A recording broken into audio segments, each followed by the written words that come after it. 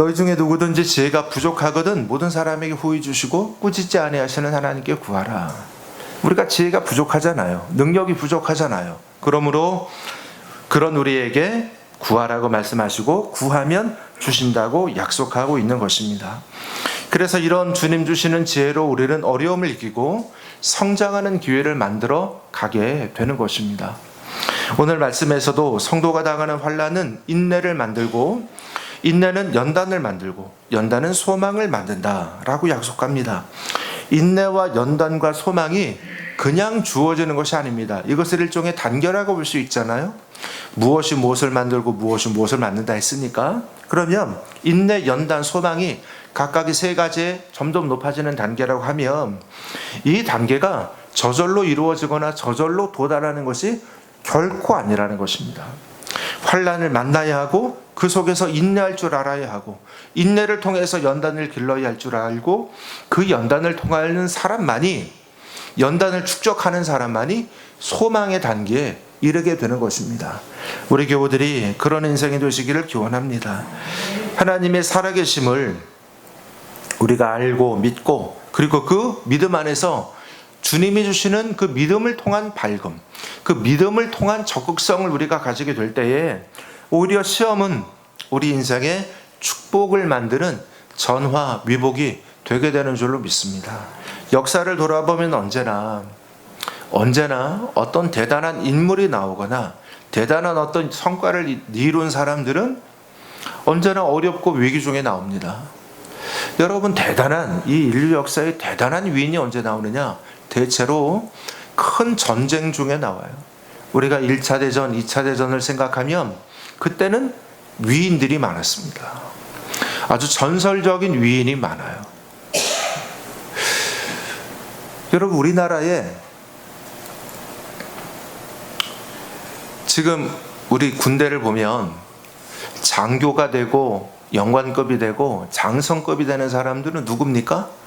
다 사관학교 나오든지 어떤 학사정교 같은 장교 과정을 거쳐서 가는 사람들 중에 뽑혀서 나오는데 모두가 알아요. 저 장군이 정말로 전쟁을 잘하는 장군일까? 자신이 없어요. 왜? 안 해봤거든요. 안 해봤어요. 그런데 우리가 6.25 전쟁을 지나고 그런 과정에서 전설적인 장군들이 있잖아요. 사병이었는데 장군이 돼요. 사병이었는데 진급하고 올라가서 장군이 돼요. 여러분, 그 장군이 진짜 장군 아니겠어요? 한 번의 공로, 한 번의 이 전공으로 장군이 될 수 있습니까? 그는 이 전공을 곳곳마다 쌓고 쌓아서 장군이 된 사람이에요. 그 사람보다 더 높은 사람이 어디 있고 그 사람보다 더 능력자가 어디 있어요? 전쟁은 괴롭고 전쟁은 어려운 것이지만 그 과정에서 누가 진짜로 전쟁을 잘하고 전쟁의 지휘력을 발휘할 수 있는 지휘관이 될 수 있는 사람인지를 알려주는 테스트가 그 속에서 매일 실시간으로 일어나고 있는 것 아닙니까? 우리나라의 큰 기업들이 다 언제 만들어졌습니까? 60년, 70년 지나면서 만들어졌습니다. 여러분, 우리가 쉽게 생각하기를 큰 기업은 영원토록 간다고 생각하시죠? 천만에요. 60년대 우리나라 100대 기업, 1등에서 100등까지 기업 중에서 지금까지 살아남은 회사가 몇 개인지 아십니까? 7개입니다. 7개. 93개는 없어졌어요. 93개는 사라졌어요. 그런데 오히려 지금 이후 한 80년, 90년, 특별히 90년, 2000년 이후로는 좀 다른 것 같습니다. 왜요? 새로 생기는 큰 회사도 없고 별로 망하는 회사도 없어요. 왜? 변화가 없거든요. 그런데 이것이 사실은 진짜 위기인 것을 우리가 알아야 합니다. 편해 보이고 무난해 보이고 무탈해 보이고 그냥 괜찮은 것 같아요. 그러나 바로 거기에서 진정한 위기는 와서 과연 정말로 유지가 될까? 제가 장담하건대 5년, 10년 안에 우리나라 회사들의 대대적인 변화가 일어날 겁니다. 왜? 중국이 우리 바로 뒤까지 쫓아왔어요. 중국이 우리의 모든 산업과 경쟁하고 있습니다. 우리가 항상 앞서 있다고, 대단하게 앞서 있다고 생각하던 분야들마저 갑자기 바로 뒤까지 쫓아와 있어요. 그리고 중국과 경쟁해서 미안하지만 살아남을 수 있는 이 세상의 기업은 어디에도 없습니다. 중국은 어찌되었든 탁월한 아주 어마어마한 싼 가격에 제품을 만들어내는 신출 귀몰한 능력이 있습니다. 그 가격으로 다 경쟁자를 물리쳐 왔습니다. 그래서 지금도 바로 우리가 당하고 있는 모든 산업의 위기가 왜 오느냐? 거기에부터 오는 겁니다. 그런데 이 우리들이 가지고 있는 산업들이 제조업들이 많고, 이 제조업들의 근간이 다 약간 최고급으로 가지 못한 상급의 제조업이라고 한다면 중국이 바로 지금 뒤에까지 쫓아왔습니다. 얼마 전에 뉴스 들으셨어요? 현대제철이 공장을 중단했다. 공장 돌리는 걸 중단했다. 여러분, 그것만, 현대제철만 그럴까요?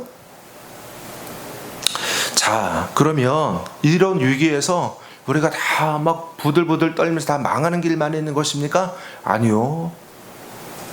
위기 속에서 새로운 기회가 있고, 위기 속에서 새로운 출발점들을 항상 우리 나라 백성들은 잘 만들어 갔습니다. 중요한 것은 이 속에서 가던 대로 가면 안 되고, 새로운 것을 바꿀 생각을 하는 그런 지혜와 도전의식이 우리 가운데 있어야 한다는 것입니다. 자, 이 도전은 누가 합니까? 가지고 있는 사람은 하지 않아요. 자리를 차지하고 있는 사람은 하지 않아요. 없는 사람이 자리를 차지하지 못한 사람들이 이 도전에 뛰어들게 돼 있습니다. 그래서 그들에게 기회가 주어지게 되는 거죠. 그러므로 기회가 어려움이 오고 위기가 올 때 두려워만 하지 말고, 그 어려움과 그 위기 속에서 언제든지 나에게 기회가 오고 있다라고 여기는 사람이 바로 그 기회의 주인공이 되게 되는 줄로 믿으시길 바랍니다. 진짜 위기는 그냥 편하게 가는 것 같은 때가 진짜 위기라니까요. 우리가 결코 잊지 않는 지휘자들이 되시기를 주 이름으로 축원합니다. 어떤 경제학자는 얘기하던데요, 지금의 삼성이 마치 삼성이 소니를 무너뜨리고 도시바를 무너뜨릴 때, 도시바가 무너지고 소니가 무너지던 바로 그 시점에 그 모습과 같다. 얼마나 무서운 말이에요. 이 나라의 삼성의 반도체가, 전자가 무너진다고 생각해 보십시오. 얼마나 두려운 일입니까? 그런데 지금이 꼭 그와 같이 느껴진다는 거예요. 여러분, 하나님의 살아계심을 알고, 그래서 우리가 그 믿음 가운데에서 이 위기를 만나고 이 시련을 대할 때 우리는 거기에서 두려워만 하거나 떨고만 있지 않습니다. 영리한 자나 강한 자가 항상 1등을 차지하는 것은 아니다. 나도 머지않아 할 수 있다고 생각하는 자가 승리자가 된다. 로드야드 키플링의 말입니다.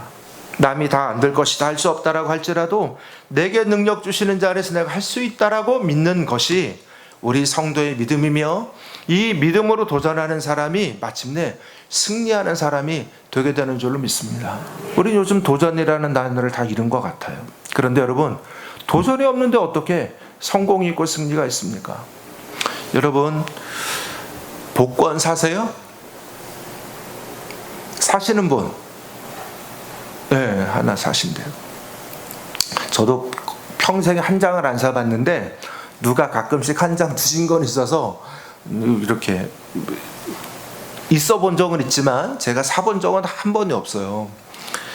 그런데 여러분, 제가 아주 여러분 축복의 비밀을 알려드릴 테니까, 복권 되는 법을 알려드릴 테니까 졸지 말고 잘 들어보세요. 자, 여러분, 복권 되는 법. 이야, 복권 되면 11조 하세요? 복권 되는 법. 여러분, 복권 되는 법, 복권 되기 위해서 제일 중요한 게 뭔지 아세요? 복권 되기 위해서 제일 중요한 것은 열심히 기도하는 것도 하셔야 되지만 먼저 사야 돼요. 사야 돼. 복권을 안 사고 나도 복권 되기 원합니다 라고 생각하고 있는 사람은 아무리 백날 기도해도 안 돼요. 되기를 원하시면 복권을 한 장 사시고 기도하셔라. 그런데 너무나 많은 사람들이 저처럼 복권을 기대하지 않는 마음으로 사지 않기 때문에 복권이 되지 않는 거죠. 지나가다 보면 가끔 그런 이야기 있는 서브처럼 데를 봐요. 복권 판매소, 로또 복권 판매소에 1등 동일인이 2번 나온 곳 이라고 써 있는 곳이 있어요. 어떤 사람이 로또 복권 2번이 된 거예요. 응? 한 번 되고 나중에 또 한 번이 되는데 그 사람이 다 거기서 복권을 샀대요. 아니, 한 번 되기도 어려운 복권이 누구는 2번이나 되냐고요. 네, 열심히 사셨겠지. 열심히. 두 번째 역경은 오히려 우리를 성숙하게 합니다. 야고보서 1장 4절 같이 읽겠습니다. 인내를 온전히 이루라. 이는 너희로 온전하고 구비하여 조금도 부족함이 없게 하려 함이라. 환난과 시련은 분명 우리를 파괴하고 무너지게 하는 그런 위험성 있는 위기입니다. 그러나 믿음으로 인내하며 이겨나갈 때 그 인내를 통해서 주님은 우리를 온전하고 구비한 인생이, 잘 갖춰진 단단한 인생이 되도록 만들어주신다 하시는 것입니다. 온전하고 구비하고 부족함이 없다. 한마디로 말하면 성숙한 사람이 되게 하시는 거죠. 여러분, 안락하게 그냥 크는 인생, 온상 속에서 큰다고 말하잖아요. 그런 인생에게는 아무리 보아도 늘 언제나 뭔가 저 사람에게 부족함이 있는 게 느껴져요. 겉으로 잘 꾸미고 그래 세련돼 보이고 그럴 수 있지만, 그러나 막상 그를 가까이 하면 이 사람 뭔가 좀 부족하다. 똑똑하기도 하고 아는 것도 많은데 뭔가 부족하다. 그러나 환난과 시련을 겪으며 통과하여 이겨낸 사람은 냉철하며 날카로운 판단력이 있으며 끈기 있게 견딜 줄 아는 단단함이 있는 인생이라는 걸 압니다. 그래서 그 사람에게는 벌써 힘이, 에너지가 있는 것이 느껴져요. 단단해요. 왜 그렇습니까? 이 사람은 유치하지 않아요. 자기가 몸으로 부닥쳐 인생을 살아왔기 때문에 그에게는 성숙함이 있어요. 견고함이 있습니다. 상황이나 형편이 어떠하든지 간에 흔들리지 않는 그런 내면의 힘이 그 속에 아주 단호하고 견고하게 있는 것입니다. 우리나라에서 제일 자존심 강한 군대 중 하나가 해병대 아닙니까? 6.25 종군교자 마거렛 히긴스가 붙여진 이름, 귀신 잡는 해병, 이란 이름을 자신들의 큰 명예로 알고 또 아무나 해병이 될 수 있다면 나는 결코 해병이 되지 않았을 것이라고 하는 조금 유치해 보이는 그런 문구를 경구처럼 여기는 그들. 왜 그들은 그렇게 아주 자존심이 강할까요? 스스로 생각하길 우리는 남다른 훈련과 고통을 겪어낸 사람이라고, 그런 군인이라는 생각이 바로 그와 같은 근거입니다. 교육전도사 시절에 저희 그때 담임 목사님 해병대 나오셨는데 얼마나 해병대 자랑을 하는지 몰라요. 해병대 그렇게 좋아하세요. 선교 여행을 보내주셔서 제가 가게 됐는데, 이제 그걸 준비하면서 목사님 이렇게 다 준비됐느냐 하라고 이제 얘기하면서 한번 체크를 해주시는데, 제 복장을 보더니, 제 신발을 보더니, 그때 제가 신발이 그냥 저 농구화, 운동화 신고 있었는데 안 되겠다 하더니 이 목사님이 저한테 너 신발 몇 밀이냐 물어보시더니 같은 거예요, 목사님하고. 그 목사님이 저에게 자기가 갖고 있던 군화 하나, 새거 군화 하나를 저에게 주시는 거예요. 이거 신고 갔다 와라 그러면서. 그런데 그 군화가 좀 특이합니다. 이 군화가, 원래 군화는 표면이 까맣고 맨질맨질하잖아요. 우리 구 아주 광이 나도록. 그런데 이 군화는 반대예요. 까맣지도 않고 거칠거칠해요. 왜 그러냐? 보통 군화는 가죽면, 이 반질반질한 데가 표면이 앞으로 나오죠. 근데 이 군화는 뒤집은 거예요. 반질반질한 면이 안으로 들어가고 그 속에 있는 거칠거칠한 그 면이 바깥으로 나온 거예요. 그래서 무슨 군화가 이런가? 목사님께 물었더니 해병대 군화래요. 해병대는 물에 빠질 일이 많잖아요. 물에 빠졌어요. 그러면 바다에 빠졌어요. 깊은 데 빠졌어요. 빨리 신발을 벗어야 됩니다. 무거우니까. 그런데 이 신발이 표면이 반질반질하면 벗어집니까? 안 벗어져요. 그러니까 아니 손을 할 수 없잖아요. 발로 비벼가지고 이 신발을 벗어야 되는데 안 벗어져. 그러니까 이 군화를 가죽을 뒤집어 갖고 만든 거예요. 그래서 서로 비비면 잘 빠지라고. 그렇게 만들어 놓은 그런 특별하고 어찌 보면 뻔때 없는 그 군화. 그러나 그 군화를 신고 그 훈련을 받고 애쓰는 그들은 그것을 크게 자랑스럽게 여기죠. 해병대 군복을 보면 이름이 빨간색인데 왜 그럴까? 남들보다 더 많은 땀과 피를 흘리며 훈련했기에 우리는 피값을 치른 군대다. 우리는 피를 흘리며 훈련한 군대라는 것을 자랑스럽게 표현하는 그런 자기들의 상징이라고 하지 않습니까? 예, 우리가 보면 민간인이 보면 그 군인들의 어떤 유치함으로 느껴져요. 그런데 그들은 그것을 자신들의 자부심으로 여기는 거죠. 성경 보면 야곱은 아내 라헬을 진정으로 사랑했고 일생 동안 사랑했습니다. 야곱의 이런 깊은 사랑은 이 라헬과 참으로 힘겹게 맺어진 사랑이기 때문에 그렇습니다. 외삼촌 라반 집에서 피신해 지내면서 야곱은 라헬을 보고 라헬을 좋아하게 됐습니다. 그래서 라헬과 결혼하기를 원했어요. 그래서 외삼촌과 약속도 했습니다. 네가 7년 동안 나를 위해 정성껏 일해주면 내 딸 라헬을 너에게 아내로 주마. 그래서 열심히 7년 동안을 수고하고 일했습니다. 그리고 드디어 결혼하게 됐어요. 그런데 첫날 밤이 지나고 아침에 일어나 보니까 자기 부인이 라헬이 아니에요. 레아야, 레아. 그 언니인 레아의 레아. 레아를 갖다 놓는 거예요.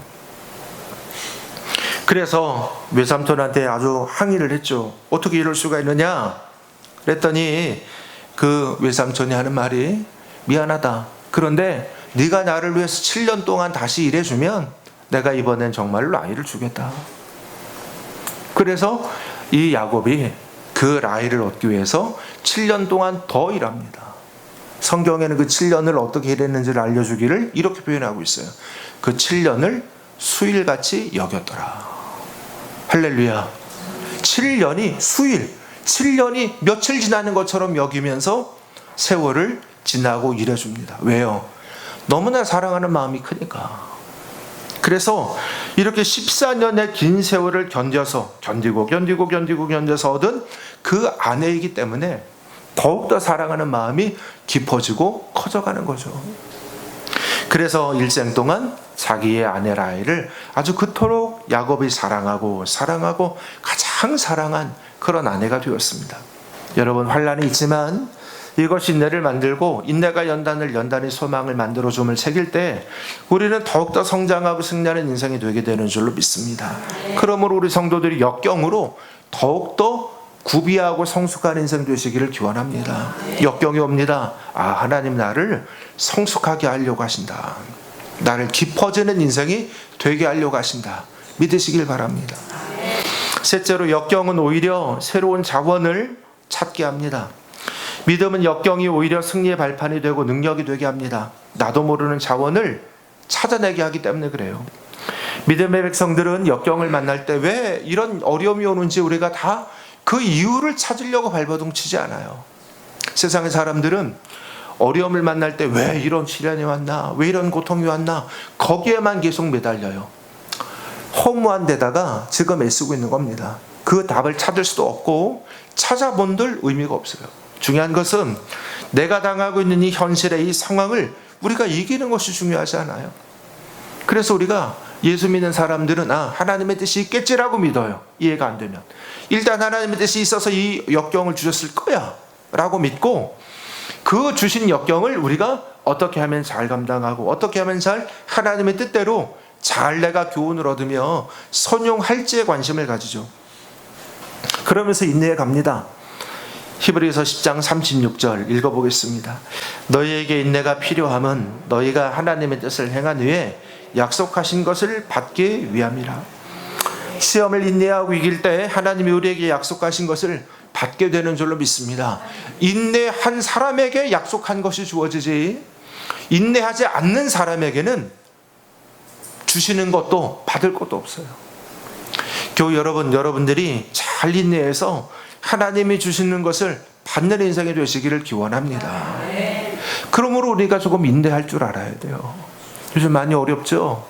예, 이 어려움이 언제까지일지 아무도 알지 못하지만, 그러나 이런 중에서도 여러분이 하루하루 그 인내하고 이겨가는 그 힘이 더 깊어지고 깊어지면 여러분 나중에 어떤 것도 다 감당할 수 있는 힘이 생겨지는 그런 능력자가 되지 않겠습니까?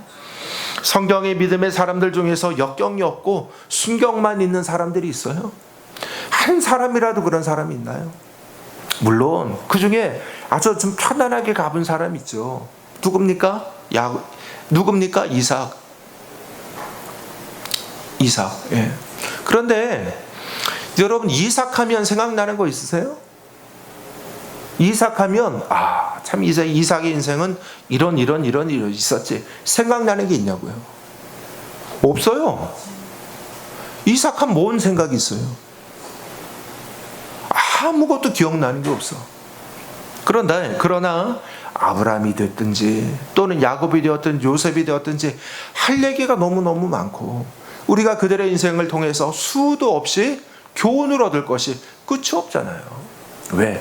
그들의 그 교훈을 얻는다는 것은 모두가 그 인생들에게 있었던 시련의 이야기예요.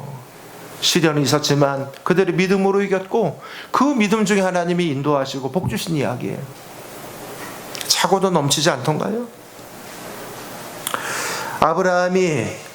아브라함 이래 성경에 나오는 모든 사람들이 다 영적 갈등과 삶의 고난이 있었습니다. 여러분 우리가 지금 곳곳에서 여러 가지 어려운 소식을 듣고 경제 어렵고 사업 어렵고 모든 힘든 이야기가 많아요. 취직도 안 되고. 그러나 이때에 우리 각자가 먼저 기도하시고 그러면서 영적으로 육적으로 하나님 안에서 충만함을 받으시는 여러분이 되시기를 기원합니다. 어려움도 역경도 시험도 있습니다. 그러나 이것들은 우리들의 믿음을 우리들의 인생을 더욱더 강하게 하고 단단하게 만들어주는 그런 계기와 이유가 되게 되는 줄로 믿습니다. 요즘에 무슨 요리사 분들이 텔레비전에 많이 나오는 것 같아요. 제가 그 요리사분들의 이야기를 다 알지도 못하고 할 수도 없지만 그런데 제 마음에 이런 생각이 있습니다. 요즘 젊은 요리사 말고 나이가 많으신 요리사분들 셰프 이렇게 불리시잖아요. 여러분 한 20년 30년 전 여러분들 셰프라고 칭하면서 그분들은 막 존대해주고 그랬습니까? 우리가 보통 그냥 요리사 주방장 그러면서 굉장히 높은 직업이 아니에요. 낮은 직업이었지. 그리고 제가 알고 있기로 거기 보면 중식 요리사 그분 얘기는 그냥 제가 조금만 알아요. 자기가 얘기하시니까 이연복이라는 분이 있잖아요. 중화요리 만드는 분. 제가 예전에 부목사 할 때 그분 식당이 저희 근처에 있었어요. 목란이라고. 지금도 기억이 나. 목란. 그 식당이 대단한 식당이었을 것 같으세요? 표현이 좀 미안하지만 코딱지만한 건 아니지만 작은 식당이었어요. 작은 식당. 대단한 이름 있는 식당이냐? 그것도 아닙니다. 그냥 있는 식당 중 하나야. 그런데 저희가 가끔 가서 먹었어요. 그때 가서 먹길로 제 기억에 거기 탕수육 맛있었어요. 탕수육. 이거 탕수육 맛있다. 그리고 또 다른 무슨 그냥 일반적으로 먹는 음식 중에 하나가 뭔가 맛있더라고요. 그래서 그거 하나 먹고 그 탕수육 하나 먹고 그런 집 많잖아요. 그런데 그분이 요즘에는 텔레비도 저렇게 잘 나오시고 대단한 사람이 어느 순간 되셨는데 그분의 이야기 들으니까 원래 화교시라며요. 원래 화교. 옛날 화교들 우리나라 박정희 대통령께서 이 화교들이 어느 동남아 어디를 봐도 다 그 나라에 가기만 하면 경제권을 다 장악을 해버리니까 이렇게 해서 안 되겠다. 그래서 우리나라 지금 제일 중심국 명동에도 여러분 땅의 면적으로는 화교들이 우리 국토에 많은 땅을 가지고 있는 거 아니지만 면적 양이 중요한 게 아니라 저 어디 산골에 있는 산 하나 갖고 있다고 의미가 있습니까? 솔직히 이 사람들이 면적은 중요한 게 아닌데 조금 가졌는데 명동, 광화문 이런 서울의 한복판의 땅들을 많이 갖고 있는 거예요. 이 큰일 나겠다. 그래서 그 사람들 땅 못 가지게 만들어놨어요. 법으로. 땅을 못 가지니까 이 사람들이 이 나라에서 주도 세력이 못 되는 거예요. 아무리 애써서 돈을 벌어도 땅을 못 사. 그래서 결국 그들 중에 상당수가 나중에 대만으로 가고 그랬습니다. 그런데 그런 분이에요. 그러니까 그분들 입장에서는 고난이고 괴롭죠. 어디 뭐 나가 취직하기도 마땅치가 않고, 취직해서 애쓴들 열심히 뭐 집 한 칸 사고 땅이라도 사고 싶은데 그것도 잘 안 되고, 이분도 저 남해 짜장면 집에 가가지고 배달원 하셨다잖아요. 배달원. 옛날 배달원, 짜장면집 배달원들이 무슨 대접이 있습니까? 먹고는 살죠. 거기서 음식하는 데니까 먹여는 주지, 재워주고. 그런데 무슨 비전이 있느냐고요. 그렇게 해서 한 앞길 비전 없게 살아왔어요. 그런데 그래도 그분이 잘한 것은 그 중에서도 자기가 처한 현실에 대해서 원망, 불평만 하지 않고 열심히 애써서 할 수 있는 대로, 짜장면 집에 있으니까 짜장면 만드는 거 어깨너머로 배우고, 짜장면 만드는 거 남들보다 더 맛있게 보려고 애써서 그냥 애쓰고 수고하면서, 또 자기가 중국인 출신이니까 중국말 잘하잖아요. 예. 뭐 맨보사? 예. 맨보사. 중국 발음으로 원래 그게 맨보사 맞는데 원래 발음은 아니죠.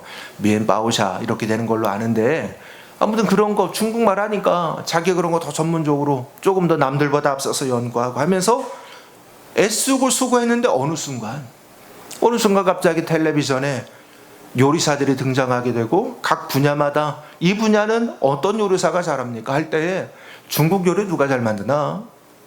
그럴 때 그분이 그 중에 하나 픽업이 돼가지고 꼭 뽑혀가서 한 번, 두 번 나가게 되는, 지금은 뭐 제일 잘하는 중국 요리사 중에 한 분으로 인정받는 거 아니에요. 그러니까 그냥 어렵다, 힘들다가 생각만 하고 있으면, 주저앉아 있으면 아무것도 되는 것이 없습니다. 역경에서 그 이연복 요리사가 자기가 갈 데가 없어서 짜장면집 배달원으로 가서 거기에서 짜장면집 일하는 사람으로 시작해서 마침내 중화요리 최고 요리사가 되도록 애쓰고 수고가 된 것처럼, 우리가 만나는 이 역경의 자리가 지금 나로 하여금 새로운 놀라운 자원을 만들게 하는 이유를 만드는 시발점이 될 수 있음을 믿으시기를 바랍니다.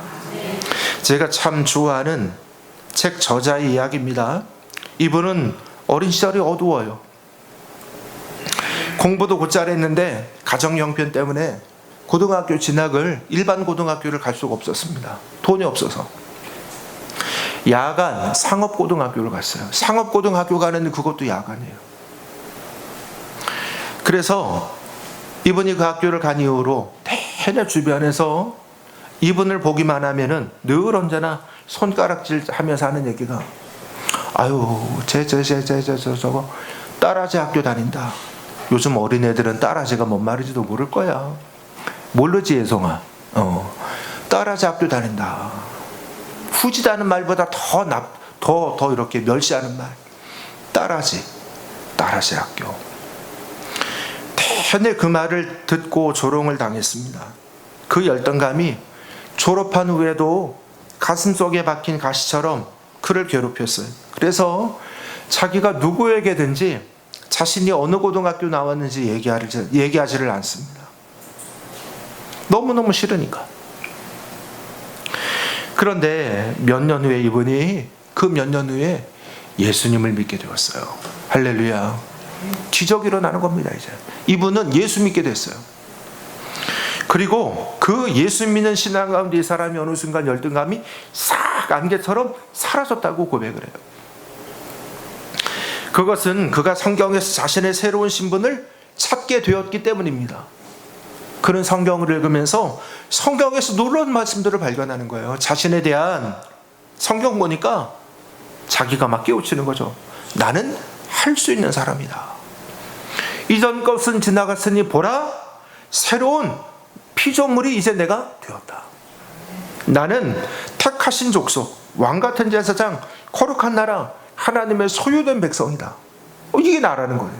성경을 보니까. 그래서 이 사람이 그 성경을 읽으면서 너무너무 기쁘고 은혜 받고 성령 충만함을 받으니 더욱더 행복해요. 그리고 그 믿음 안에서 그 딸아재 학교의 열등감이 오히려 자극제가 되어서 그의 공부 열정을 더욱더 뜨겁게 일으킵니다. 더 열심히 공부하고 더 죽도록 공부했어요. 그래서 이번 대학교 어디 나왔는지 몰라요. 그리고 이분 그냥 살짝 얘기하는 게 자기 학교 자랑 안 합니다. 이분 박사학위를 받으셨는데 서울대학교에서 박사학위 받았어요. 여러분, 우리나라에 제일 좋은 대학 아니에요? 그런데 이분이 자기가 서울대학교에서 박사학위 받았다는 얘기도 거의 안 해요. 아주 유심히 찾아봐야 이분이 어디 박사학위 받았는지 그거 나와요. 자기가 그 따라서 학교 그렇게 부끄럽게 여기는 그런 마음이 있어서가 아니라 자기의 세상 자랑 하고 싶지 않은 인생이 된 거예요. 세상의 부끄러움도 부끄러움이 여기지 않고 세상의 자랑도 자랑으로 여기지 않아요. 이게 진짜 건강한 인생입니다. 할렐루야. 여러분, 돈 좀 있다고 자랑하지 말고, 좋은 대학교 좀 나왔다고 자랑하지 말고, 무슨 출세 조금 했다고 자랑하지 말고, 여러분 그런 거 갖고 자랑하지 않는 여러분 모습 되시기를 기원합니다. 할렐루야. 그리스도 안에서 아무것도 아닌 겁니다. 세월이 흐르면서 그는 이제 사람들에게 자신이 실업계 야간 고등학교에 나왔다는 것을 당당하게 말해요. 집안이 가난했던 것도 딸아지 학교 멸시당함도 더 이상 이제 그를 위축되게 만들지 않습니다. 그가 적은 글 중에 일부분이 제 마음에 깊이 와 닿았습니다. 저는 일반계 고등학교를 다니지 못하고 실업계 고등학교, 그것도 야간을 나왔습니다. 그러나 저는 긍정적이고 창조적인 생각을 품고 앞만 보고 공부했습니다. 이 중에서 제 마음에 가장 깊게 와닿은 말, 저는 앞만 보고 공부했습니다. 여러분, 저는 이 말이 무슨 의미인지를 잘 알아요. 왜? 저도 그런 과정이 있었기 때문에 이 말이 어떤 뜻인지를 압니다. 여러분, 앞만 보고 뭐 갑니다. 앞만 보고 공부합니다. 앞만 보고 달립니다. 쉽게 말하죠. 아니요. 쉬운 말이 아니에요. 이분이 앞만 보고 공부했다는 얘기는요, 좋아서 한 것도 아니고 즐거움을 한 것도 아닙니다. 자기가 조금만 옆을 봐도, 자기가 조금만 뒤를 봐도 앞으로 가던 내 인생 전체가 다 뒤흔들리는 거예요. 그렇기 때문에 그는 앞만 보고 갈 수밖에 없는 겁니다. 편한 인생이 아니에요, 여러분. 그런데 그의 이 처절함이 결국 그가 20대에 서울대 출신 공학 박사가 되게 하는 이유가 된 게 한 겁니다. 그냥 뭐 생각하기는 요즘 뭐 박사들 널리고 널렸는데 이렇게 생각하지 마세요.